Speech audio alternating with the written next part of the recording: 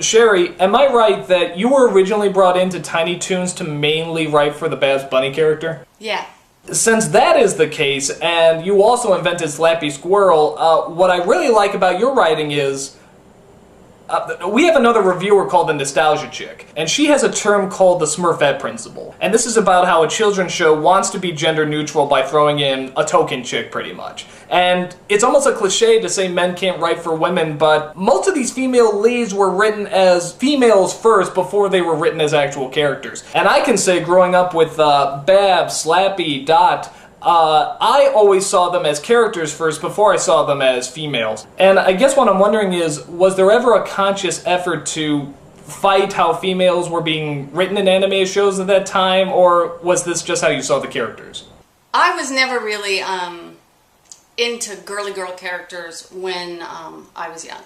I remember liking Groucho Marx and Harpo Marx. I liked Bugs Bunny the best out of the Warner Brothers. I liked Gomez on the Addams Family. I always liked the funny one, you know?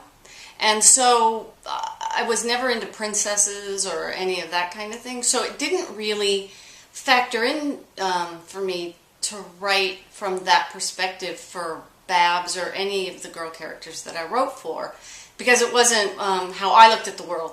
And no one ever said, oh, you know, let's bring in girl issues for Babs or for Dot or for anyone. And I don't think I would have, first of all, known. In fact, I know I wouldn't have known how to do that very well, because I don't look at the world that way.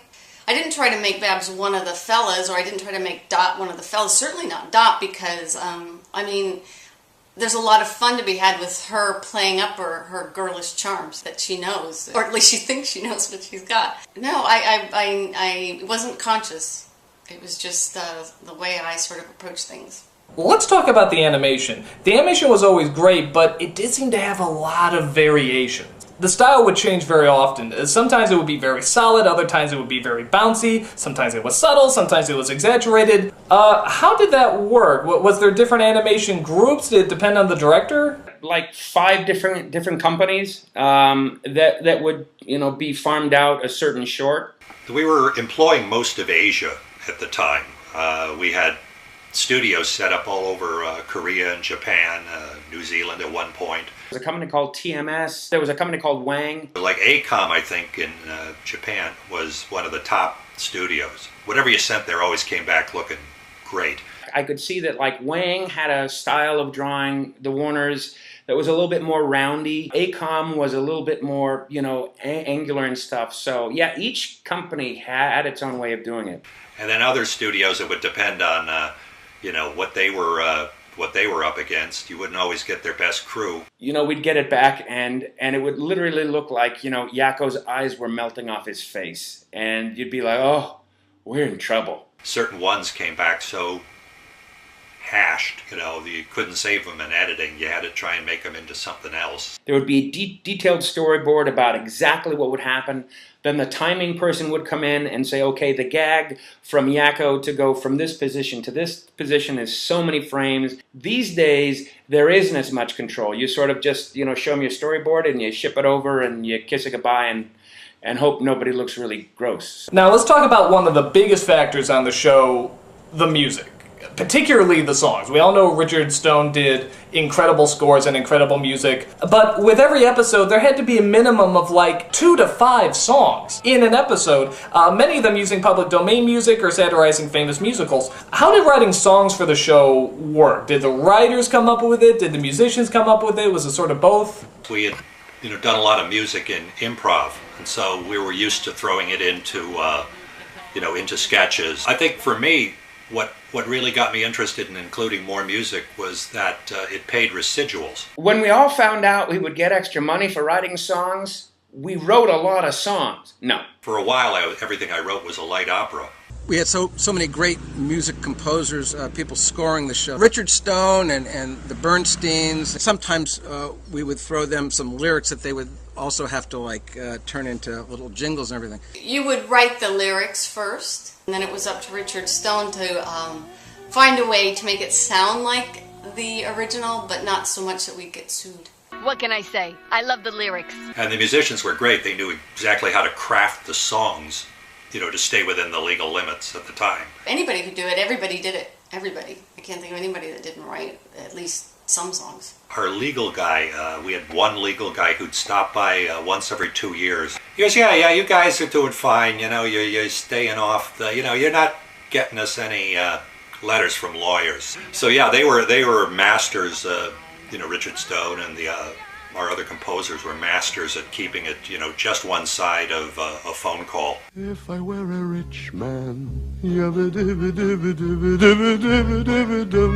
if I were the gut pigeon, cooey, cooey, cooey, fettuccine, cream sauce, parmesan. Then we had a guy like Randy Rogel who comes in, and he was working on Batman, and he said, hey, Tom, he walked up one day and said, I got this little song, I wrote it a year ago, and it wasn't particularly written for Animaniacs, but I said, I think it would be cool for your show.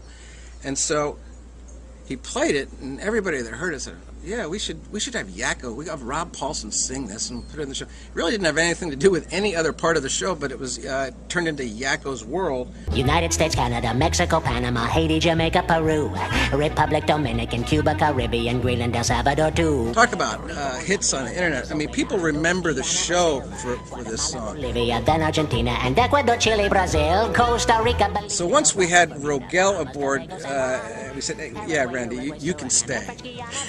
And then Rob Paulson, who was so amazing, is so amazing that he could deliver on a song like that, right? I mean, I've seen him do it live. I can't even believe it.